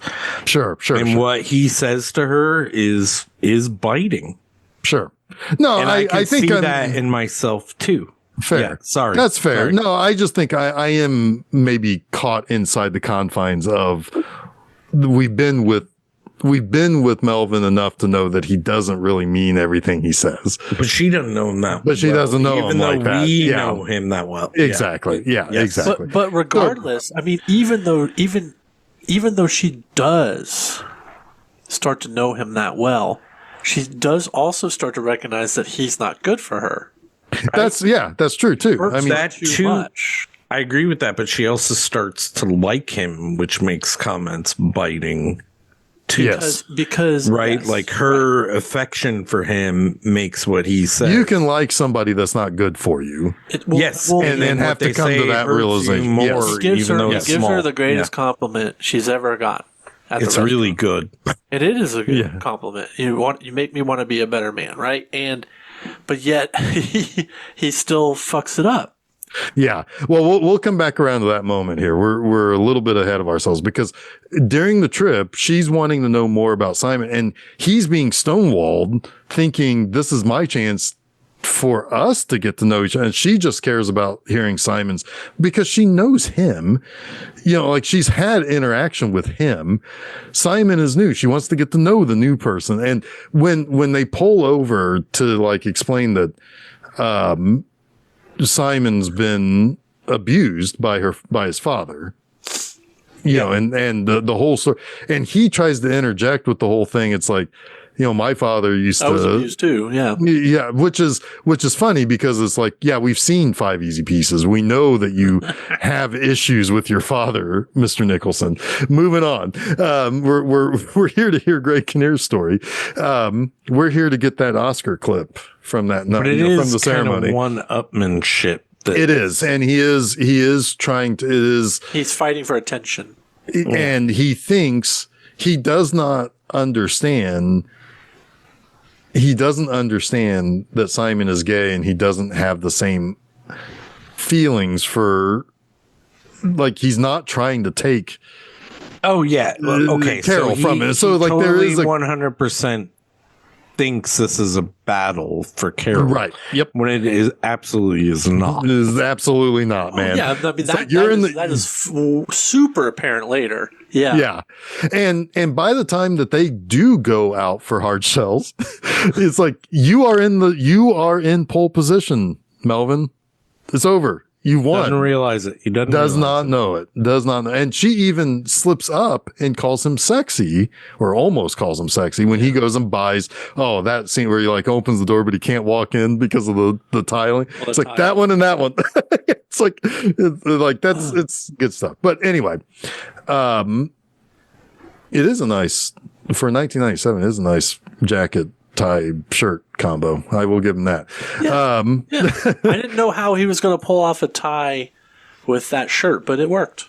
It worked. He got the like, he spotted that pattern. He got it. Mm-hmm. But anyway, but yes, this is when he's like, because she's like, all right, you got to compliment me. You got to say something nice about me, not about yourself. Yeah. But he does say the whole thing about like wanting to be a better man, but the better line, taking the pills. Yeah. Yeah. But the better line is his next line, which is, maybe I overshot a little. I was shooting just enough for you not to walk out. Not walk out. Yes. Yeah. That's the better line.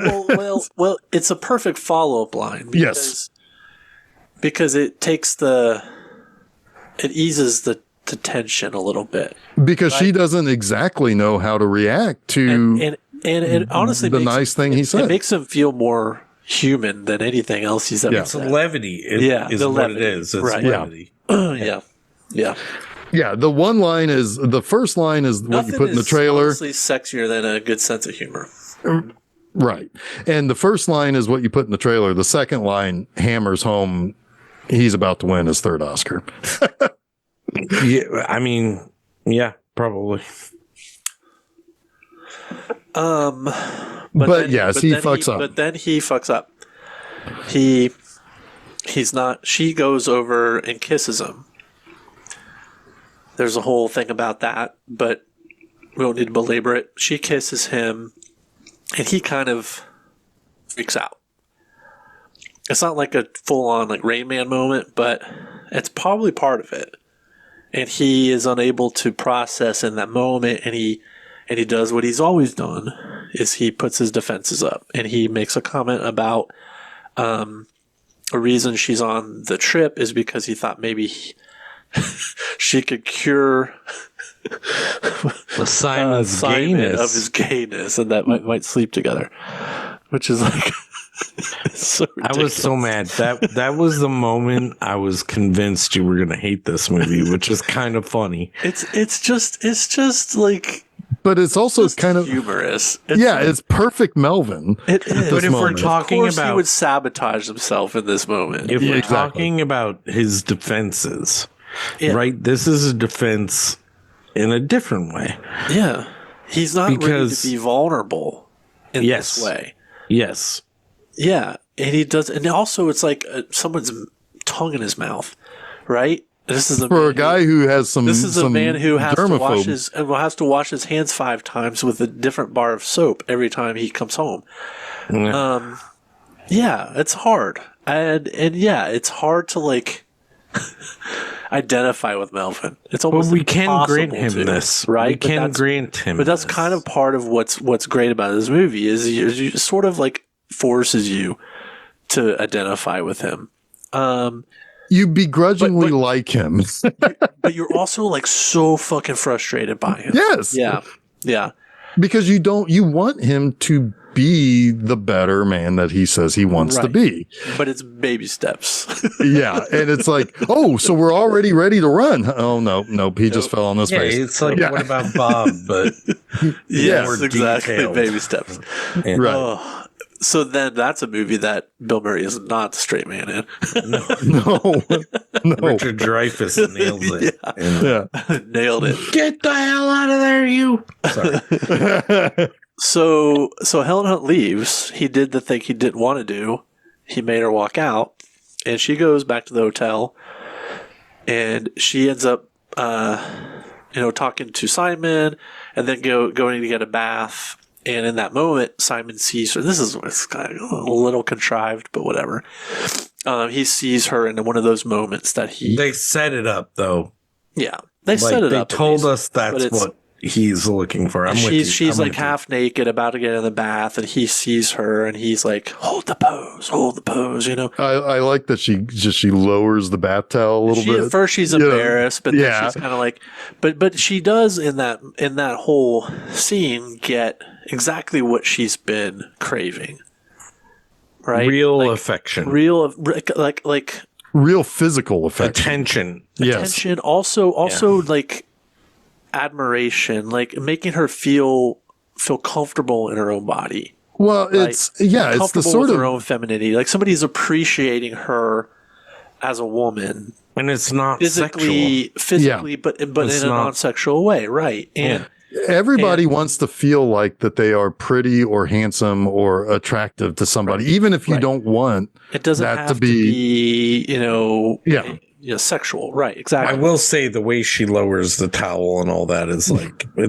I mean, I'm not being weird. It's just really good stuff. It's sexy. It is. She has a very sexy line up her back. I mean, I see it when he explains it. I was like, "Yep, I see it." And her neck and the length of it. It's like, she is radiant in that it's scene. Very like no 16, 15, 1400s or whatever. Paint me like statuesque French girls. Yes. The movie it lost to. Right. The movie every movie lost to. That was, oh my God. But the thing is like he also kind of drives that home, right? You're the reason why cavemen painted on walls. He appreciates beauty in all things, and he's rediscovering that, right? That's why we love him. He's been so depressed, and now he's rediscovering what he loves about life and humanity, and how he fits into all of that, right? And on top of that, it's another compliment she needed that Melvin couldn't provide. Right. And what also Simon, let's talk about Simon, he has been falling down the path of misanthropy. He's been falling down the path of Melvin. And now again, like Carol, is it Carol? Yes. Has helped him pull himself out of that despair. The same way she, in a different way, has been helping Melvin. It's almost like a Jerry Maguire moment again, where it's somebody could have said, "We complete me." Right? Like, I mean, it's like one of the strangest thruples in cinema. Yeah. It but really it's so is like nice. It's so pleasant. Completion of what everyone needs cannot be found in one person. Yeah. Right. Yeah, it's the old like, it takes a village. Yeah, they complete each other. And that is like a challenge. Have a piece of what the other person needs. Yes, and not one single person is going to give you everything you need. Right. Right. Right. It's exactly that's exactly right. And on a lot of ways, like Simon and his relationship, Simon and Melvin's relationship is is a way for Melvin to overcome some of those defensive bigotry feelings he has, and also like platonically really truly give something to someone without asking for anything in return. Yeah, Like, and Simon is a bridge. It's true altruism when he helps Simon. Yes, and he's the bridge between Simon and, Melvin and Carol. And I think because Simon embodies all the things that neither of them can give to each other. Right. Yeah. Well, and it comes across like it doesn't really come across, because one of the other things that's been going on is that Simon can't get a hold of his parents. He tries calling them at like 9:00 at night or 8:00 at night or whatever. And he's like, you've never been out past 8:00. So answer the phone, or whatever. The next morning he does get in touch with his mother, who keeps having to whisper as if she's hiding the fact that she's talking to him. He did tell the story earlier that upon his graduation, his father gave him a fistful of sweaty dollars and told him to basically get lost, that he never wanted to see him again. But it doesn't matter because Simon has been reinvigorated by Carol. Exactly. And so he's like, I don't care. I don't care if I see you. Have a good life. Yeah. At that point, he good. When he realizes his mother is rejecting him, he's like, fuck you then. I don't need you. I've already gotten this far. I can go further. He's kind of self actualized at this point. We don't know what's going to happen with him later, but he's the character I feel the best about. Yeah. Oh, yeah. He's going to be just fine. Going forward. But what's funny is that in a way we kind of think like because when they get back home, and I'm skipping ahead a little bit. No, let him go home. Let him go home. They get back home. First of all, Helen Hunt's had enough of Jack Nicholson's bullshit. She's like, I don't want to talk to you. And he's like trying to play a specific CD that will help in case of emergency to kind of woo her. And he's like, kills me. I don't want to hear that music. He's like, but you like this. I don't want to hear it, because she knows what he's doing.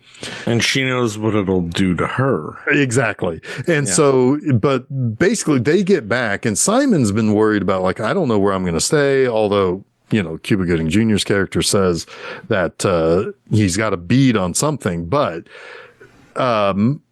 Melvin's like, I'm going to have your stuff moved into my place. This is really sweet. Yeah. And it brought a tear to my eye a little bit. Sure. I mean, it is very sweet that he's like, I've got the extra room. I've got the extra space. He doesn't live a crowded life. This is way bigger. It's unfortunate because the step at the end is supposed to mean a whole lot. This means more. Yeah. This means more. Yeah. The fact that he will take on Melvin means as much as anything he does in this movie. Right. By a lot. Well, but like the one thing that is, at first you think it's like, oh, well, Melvin's going to become Simon's like kind of surrogate father. It's like, no, I don't think that. I think they're brothers. Oh, I think totally. I think they'd become brothers at the end, not like a surrogate father. Yeah, because when Melvin gets off the phone with Carol, he's like, "Are you going to talk to me or not?" Or whatever. He says. Right. That's like I need help. I need help, brother. Like, there's no way he's a father. Right. Yeah. It's like, but that cracked me up though. It's like, he had no other way to deliver that question. Are you going to talk to me or not? But and he convinces us like, you can't just sit around and wait for this to get better. You have to go and resolve this now. She wants you. You have to go talk to her. Yeah. Like, right. And this is like the voice that Melvin has never had. Yeah.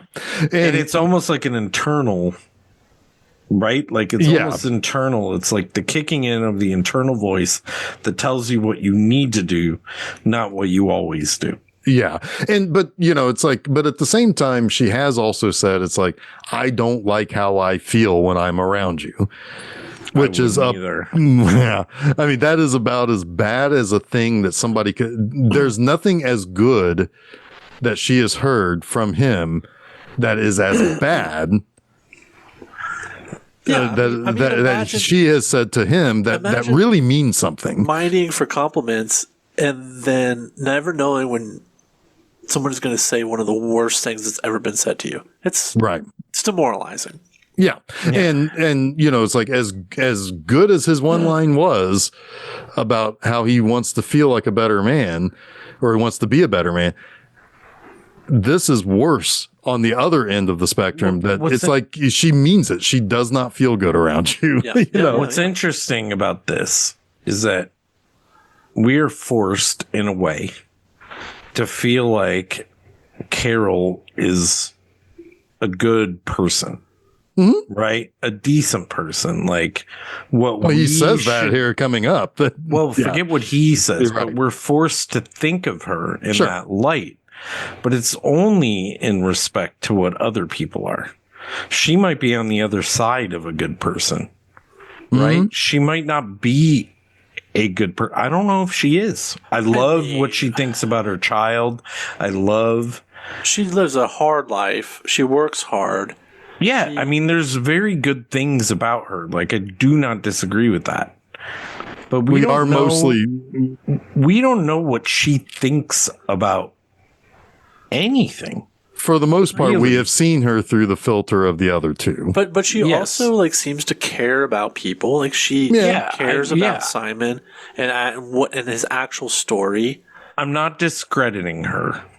I'm really not. I think it's a tough angle to come at, but I hear you. Yes, I just don't think we can put her on any kind of pedestal. Is all I'm saying. I'm not putting on her. I don't think you are, but this movie. My goodness, like she's had some pretty horrible things said to her. Yes, absolutely, absolutely, and that puts us in a position of sympathizing. Yeah. We certainly are. We are certainly of who she is. We are certainly thrust onto her side. I will say that she can give as good as she gets, but she only really retaliates. She doesn't attack. But is it as good as it gets? No. I did it again. I have to say this now because you made the joke the second time. I was talking to Joe Berryhill about this movie, and I'm like, I don't remember how good it is, but I know it's as good as it gets, because I hadn't seen it in forever, and he thought that was very funny. Did he know? So now he thought it was very funny. So now I'm down to this. I think that's fairly funny. I'm sorry. I don't know if I can put you on a pedestal, Jason. And now we're down to this. Jeez, Jason's we're down really to the final. Are we down to the final scene? Yeah, we're here. Yes, because he goes to her house. Yes. Go ahead, Jason. He goes to her house and he rings the doorbell and he's waiting outside of. Because he's got to be buzzed up. And he gets the buzz, and he comes in to the doorway, and she's at the top of the stairs, the communal stairs. And they have a exchange where she's like, why are you here? It's like, I couldn't not be here. I couldn't be without you right now. I had to see you. And she's like, why?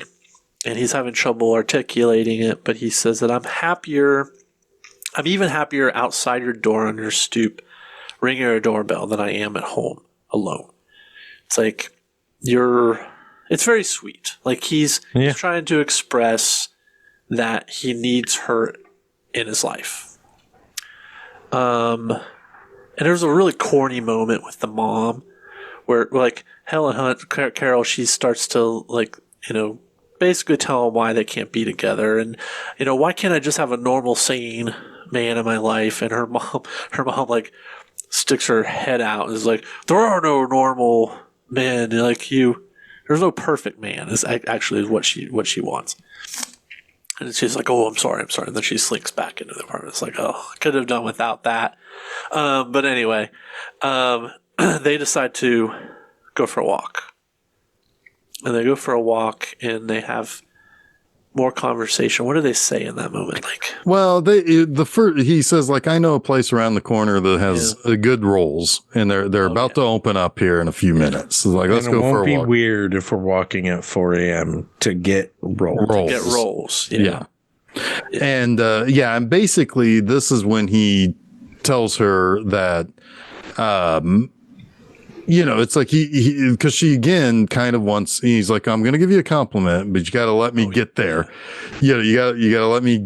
You gotta let me talk. Yeah. Yeah, you gotta let me talk. And he basically says a very similar thing where he does gas her up quite a bit, where he's like, most people are probably going to see you get, you deliver their food to them or you walk past them and they don't realize that the best human being, the most caring, the most interesting, the most beautiful person's entered their life, more or less. And he's like, I can't remember exactly what he says, but it's basically acknowledging that he has, that he does realize. He appreciates her. And he appreciates her for those things that other people may not see. Yeah. In everyday interaction. And he seems to kind of maybe touch upon the idea that retroactively he understood that from all those times that he went to the restaurant or whatever. But while he's doing that, he is walking off the side of the curb and she is walking on the cracks or whatever it is she does, like not minding the road. And she's like, this isn't going to work. Right. This is not going to work. This is not going to work, you fucking freak. Yeah, it's like you're old enough that I need you to not be like this, and I'm old enough to where I need someone who's not like this. Right.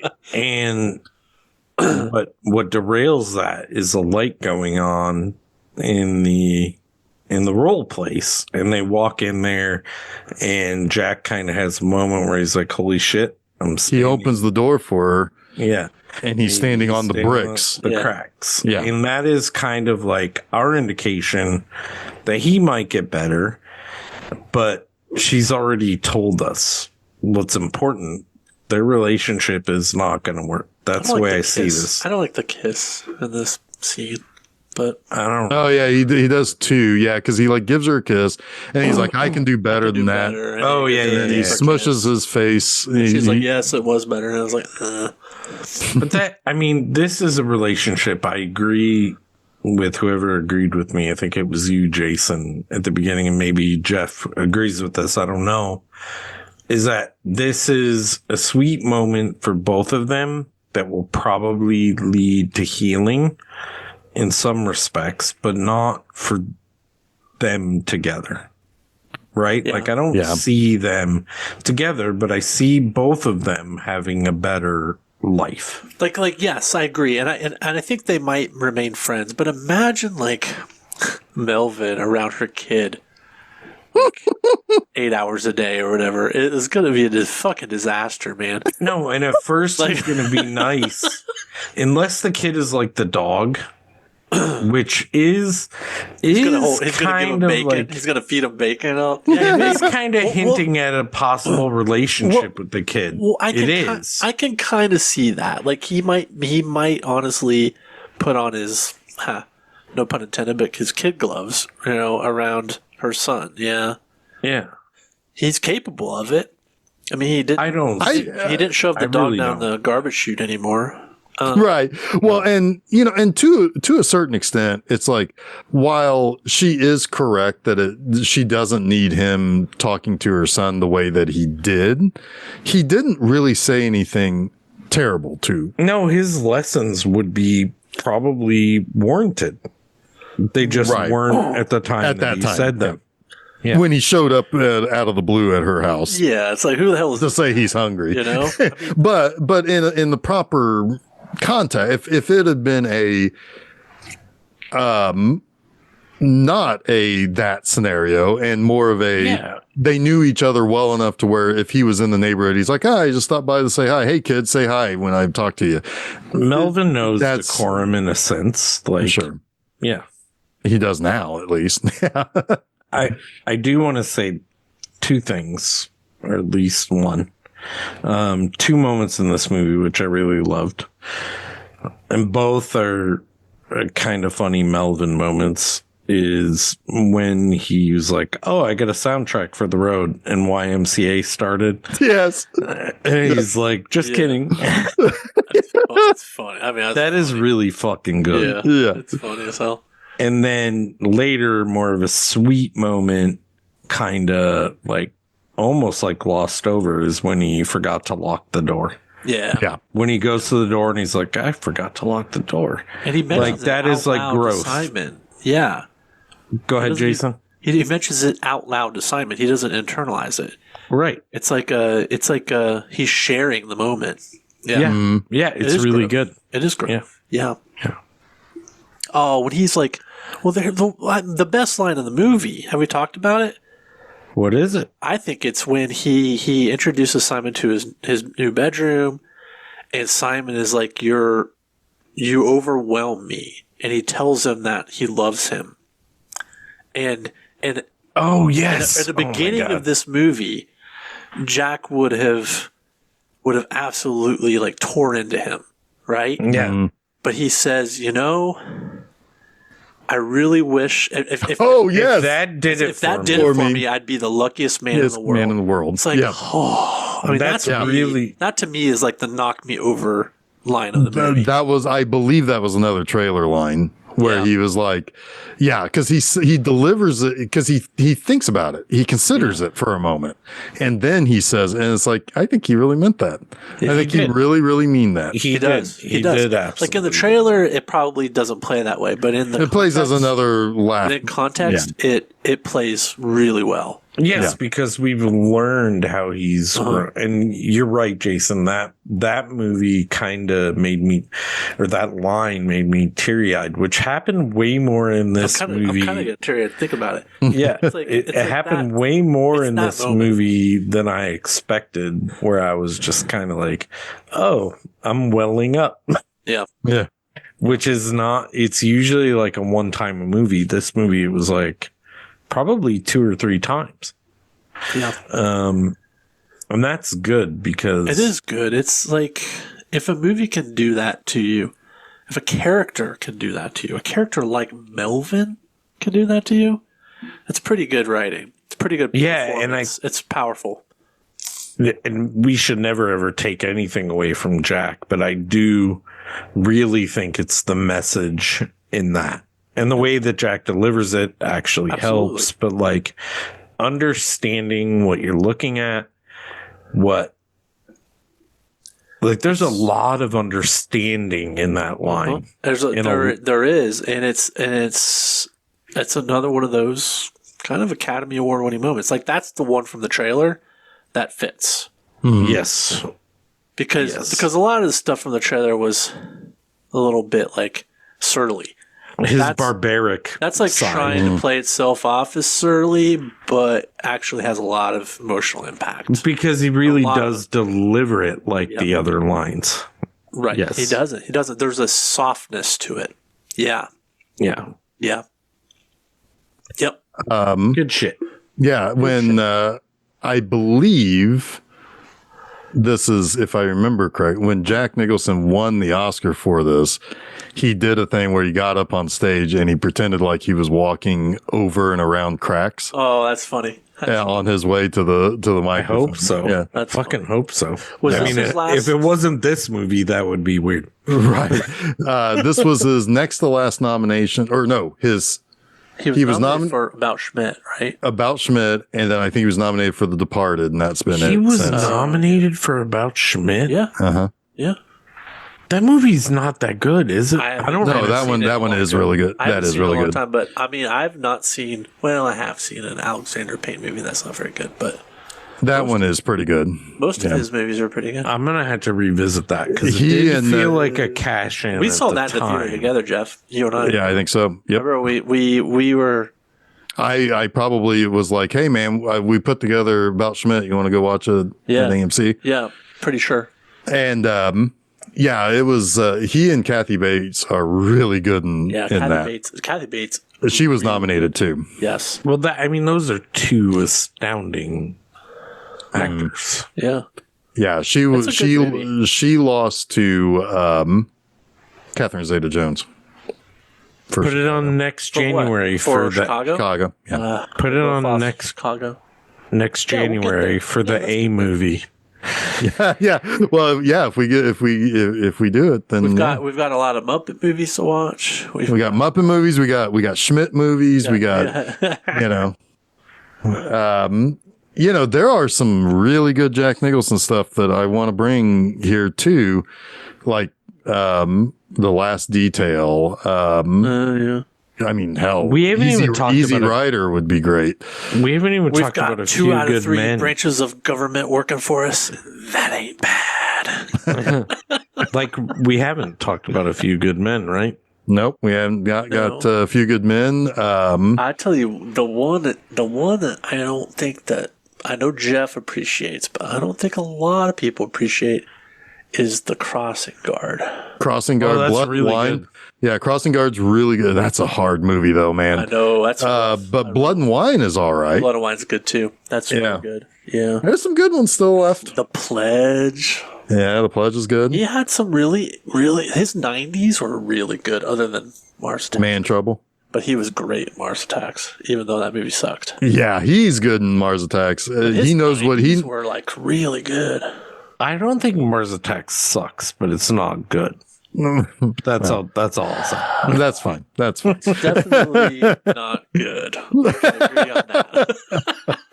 It's got a great score. It's got a great score. There's some things to love about that movie and some things to dislike. That's all I'll say. Let's put it this way. Also, it would have been better as like a 20-minute short. Yeah, would have been better as a Topps trading card line. Yeah. Oh, it was. It was. Yeah. Anyway, Dinosaurs Attack was good too. That was another good line. Yes. Anyone else have anything to say about this? One last thing I have is about the year 1997. We've talked about 1997. We've now covered 40% of the Best Picture nominees. We have. With one absolutely going to be covered someday in Good Will Hunting. Good Will Hunting, yeah. We didn't I thought we did. We talked about it in the in the 1997 is one of those years where I feel like every single movie that was made that was nominated that year should have won over the. But we did talk about Good Will Hunting in the 1997 episode, right? But not when we talked about LA Confidential. We certainly did. Yes. Oh, and now I don't believe that any of these movies, except for LA Confidential, had any kind of a shot at beating Titanic or should have beaten Titanic. But I understand. But I like them better. Well, I like Confidential. I haven't seen Full Monty in a long time. Full Monty was kind of the feel good. But LA Confidential, that's a good movie. LA Confidential was my pick this year. Oh, LA Confidential would have been my number one movie that year. Absolutely. Period. Yeah. But Titanic it's an event movie. Sure. That's good enough to win. It was a populist pick. It broke all the it was a blockbuster. Broke all the records. It was like a perfect storm. I mean, seriously, people went to see that movie 8 times. Dude, I know you worked in the theater when it came out. My wife saw it like 10 times in the theater. I get it. I did not. I saw the theater. I saw the people that came the second time with boxes of Kleenex saying I'm prepared this time. Oh my god, it's like such an I saw it. Way. I'm like, you I already personally cried once. Are you gonna cry again? I think I saw it twice on 2 different dates. They came out in a bridge between 2 girlfriends.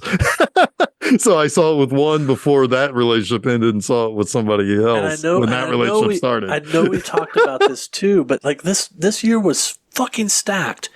Not only were those the nominees, but you also had Adam McGowan's The Sweet Hereafter. You had Robert Duvall's The Apostle. Yuli's Gold was good too. Gold, Peter Fonda. Yuli's Gold was nominated though, wasn't it? It was best. Peter Fonda was nominated. Yeah. Oh. Dustin Hoffman was nominated for Wag the Dog, which is fucking a great movie. Jackie Brown was relegated to Best Supporting Actor. I mean, it's an unbelievable. Boogie Nights, for Christ's sake. Yeah. Was this year. Is that the last great year of film? 97? Not the last great year, but it's it's the greatest year probably in the 90s. It's fucking good. Because Donnie Brasco was in that year too. Donnie Brasco. All right. All right. We don't. So we got many more to go from 1997. That's one hell of a year, man. You don't have to formulate this now, but I'd like to hear from both of you a year better than that since then. Since then? Yeah. Okay. 98 was pretty good too, though. Yeah, but anyway, 98 was good. the wrong movie won in 98. I mean, 99 was a really good year too. Like really good. Damn. Like really good. But we'll get there. Well, yeah, I want to talk about forget the 90s. 99 might be better. Forget the 80s. Maybe some 70s. I can't remember where this movie ends.